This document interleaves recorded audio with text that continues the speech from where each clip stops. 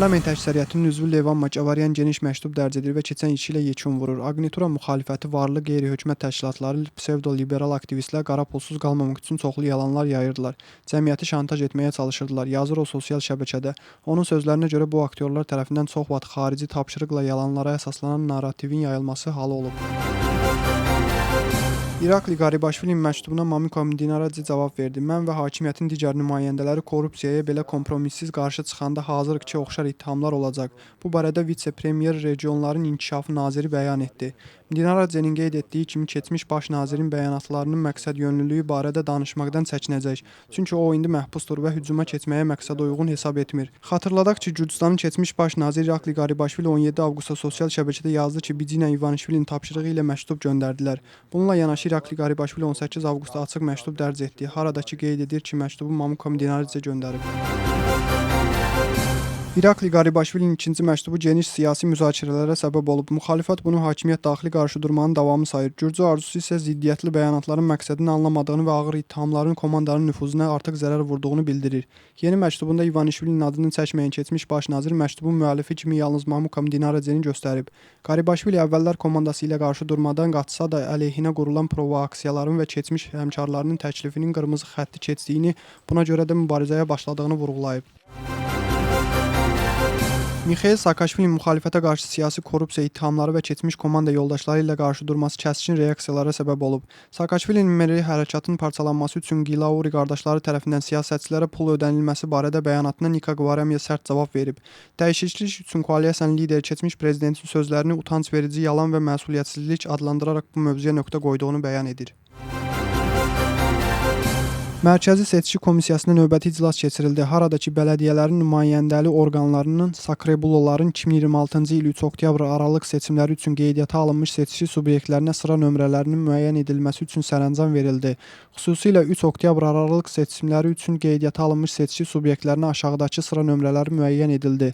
9 Güclü Gürcüstan Lelo, 41 Gürcü Arzusu qeyd olunan subyektlərin namizədləri təqdim etməsi üçün müddət 3 sentyabra dəyişdir. Xatırladaq ki, 3 oktyabrda Sakrebuloların aralıq seçkiləri Vani, Çalka, Dmanis və Axmeta bələdiyyələrində keçiriləcək. Aralıq seçkilər üçün cəmi 7 seçki məntəqəsi açılacaq. Onların arasında 4 seçki məntəqəsində elektron verifikasiya və səs hesablayan aparatlar istifadə olunacaq. Seçicilər qeyd olunan bələdiyyələrin Sakrebuloların 4 majoritar üzvünü seçəcəklər. Ukrayna dronları Rusiyanın regionlarını bombaladı. Moskva merinin bəyanatına görə müdafiə sistemləri əvvəlcə 11, daha sonra isə 10 dronu vurdu. BBC-nin məlumatına görə hücumlar səbəbindən Moskvanın bir neçə hava limanında uçuşlara müvəqqəti məhdudiyyətlər tətbiq olundu. Başqırdistan rəhbərinin bəyanatına görə hücumlar 6 dronla həyata keçirildi. Onlardan 4-ü vuruldu, biri sənaye zonasına düşdü və yanğın baş verdi. İkincisi isə yaşayış evinə dəydi. Hadisə nəticəsində bir nəfər xəsarət aldı və o xəstəxanaya köçürüldü. Ukraynanın Zaporojye şəhərinə Rusiya tərəfindən həyata keçirilən dron hücumuna isə bir nəfər qurban oldu, 6 nəfər xəsarət aldı. Ukraynanın Ali Radası Yevgeni Xmaranı Ukraynanın müdafiə naziri olaraq təsdiqlədi. Bu vəzifədə Xmara Mikhailo Fedorovu əvəz etdi. Ukrayna ictimai yayımının bəyanatına görə Yevgeni Xmaranın namizədliyini 312 deputat dəstəklədi. Yeni təyin olunmuş müdafiə naziri parlament zalında and içdi. İclas zamanı Yevgeni Xmara bəyan etdi ki, hərbi xidməti artıq tərk edib.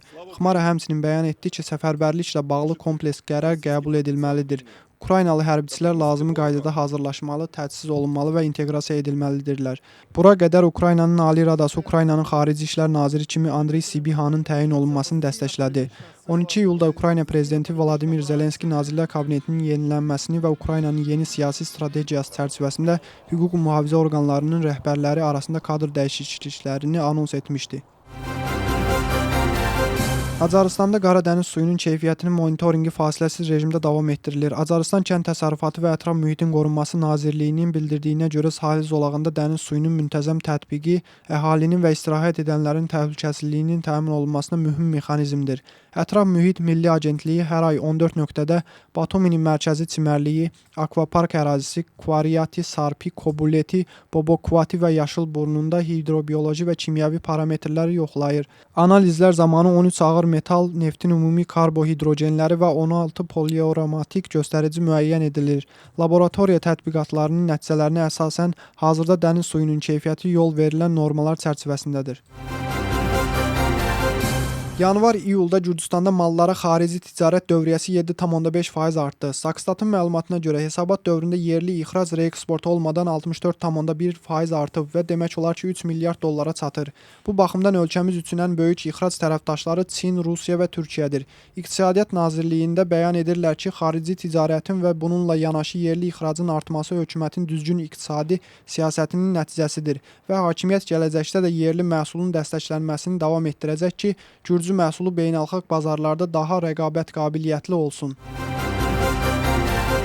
Abituriyentlərin proqramları dəyişməsi üçün ayrılmış müddət bitir. Dəyişiklik edilməsi 20 avqust saat 18:00-ədək mümkündür.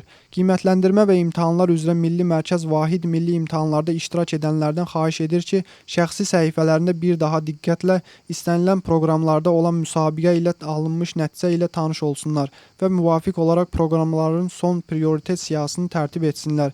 Abituriyentlərin imkanı var ki, təhsil proqramlarını istədikləri sayda seçsinlər.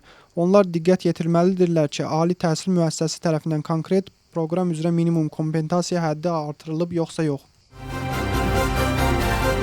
Tbilisi meriyası bəyanat yayaraq Rustaveli prospektinin bərpası zamanı Tavisuplebis Moedənin metro stansiyası ilə Gürcüstan Milli Muzeyi arasındakı yol sahəsində kərpic hörgülərin və keramik qabların aşkar edilməsi faktına reaksiya verib. Paytaxtda həyata keçirilən və ya davam edən infrastruktur layihələri zamanı arxeoloji təbəqələr və tapıntılar üzə çıxdıqda Tbilisi meriyası mədəni irsi qulluq üzrə Milli Agentliklə sıx əməkdaşlıq edir və növbəti qərarları məhz onun tövsiyələri əsasında qəbul edir. Meriyanın məlumatına görə Rustaveli prospektinin bərpası prosesində tapılan arxeoloji nümunələr barədə məlumat dərhal agentliyə çatdırılıb. Bildiriş əsasında agentliyin müvafiq mütəxəssisləri operativ reaksiya verərək yerində baxış keçirib və lazımi tövsiyələri bildiriblər. Qeyd olunan sahədə işlər məhz bu tövsiyələrə uyğun olaraq davam etdiriləcək. Pravoslav kilsəsi xilaskarın başqalaşmasını qeyd edir. Tərənnüm ibadətini Patriarx 3-cü Şio Samtavro qadın monastırında icra etdi. Məhrəm birləşmə başa çatdıqdan sonra başqalaşmanın əhəmiyyəti barədə vəz etdi. Meyvələr xeyir dua aldı ki, bu da bu bayramın ənənələrindən biridir və əhdi ərtiq rəvayətinə bağlanır. Nə zaman ki, insanlar Tanrıya minnətdarlıq əlaməti olaraq ilk məhsulu məbədə bəxş edirdilər, başqalaşma bayramı 12 Rəbb bayramı sırasındadır. Müqəddəs İncilə əsasən bu gün Tabor dağında isə Məsih 3 şagirdin Peter, Yakov və İoannın qarşısında başqalaşdı və öz ilahi əzəmətini göstərdi.